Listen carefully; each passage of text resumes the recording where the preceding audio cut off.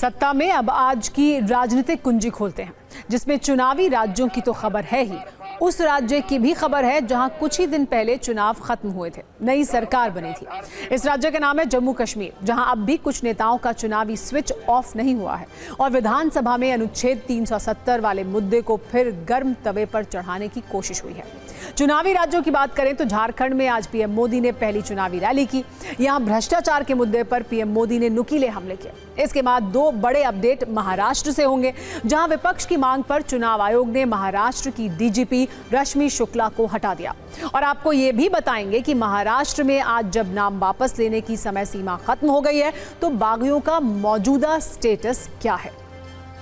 सबसे पहले शुरुआत करते हैं झारखंड से, जहां पीएम मोदी ने आज दो रैलियां की। पहली रैली गढ़वा के चेतना गांव में श्री कृष्ण गौशाला मैदान में हुई, दूसरी रैली चाईबासा में हुई। 70 मिनट के अपने भाषण में पीएम मोदी ने एक बार भी हेमंत सोरेन का नाम नहीं लिया, लेकिन 5 मुद्दों पर झारखंड सरकार को घेरा और सत्ता परिवर्तन के लिए वोट देने की अपील भी की। पीएम मोदी ने कहा कि जिन्होंने झारखंड गठन का विरोध किया, आज जेएमएम सरकार उनकी गोद में है। पीएम का इशारा लालू यादव पर था। उन्होंने कहा था कि मेरी मौत पर ही झारखंड बनेगा।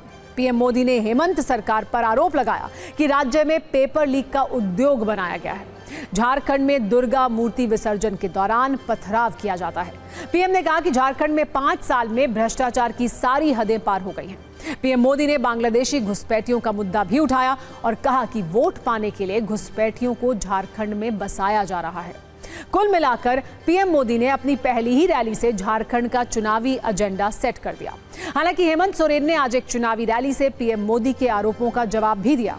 उन्होंने आरोप लगाया कि बीजेपी ने 20 वर्षों से झारखंड का विकास रोक रखा था। झारखंड में पहले चरण की वोटिंग के लिए 43 सीटों पर 13 नवंबर को चुनाव होने हैं। और अब दीपावली के पटाखों पर ब्रेक लगने के बाद चुनावी धमाकों की आवाज तेज हो गई है।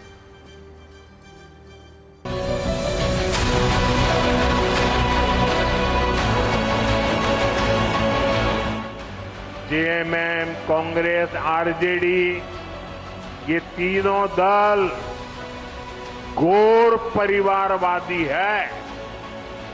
ये लोग चाहते हैं कि सत्ता की चाबी केवल इन्हीं के परिवार के पास रहे।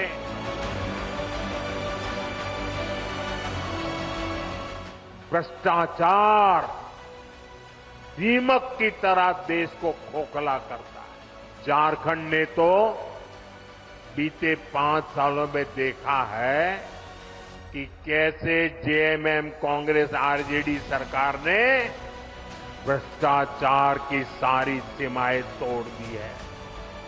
मुख्यमंत्री हो, मंत्री हो, विधायक हो, सांसद हो, ऐसा कोई बचा नहीं जिन पर भ्रष्टाचार के संगीन आरोप नहीं है।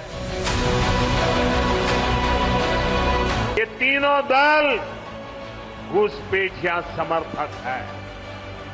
बांग्लादेशी घुसपैठियों के वोट पाने के लिए ये इन घुसपैठियों को पूरे झारखंड में बता रहे हैं कि पानी सिर के ऊपर से गुजरने लगा है।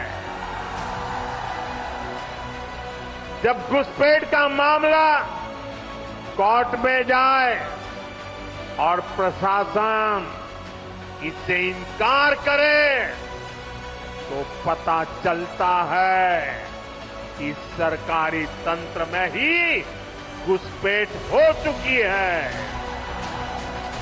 अभी बोलता है एनआरसी लागू करेंगे, यूसीसी लागू करेंगे। हमने कहा ना या एनआरसी चलेगा ना यूसीसी चलेगा। यहां चलेगा तो सीएनटी एक्ट चलेगा, एसपीटी एक्ट चलेगा और पेशा कानून चलेगा।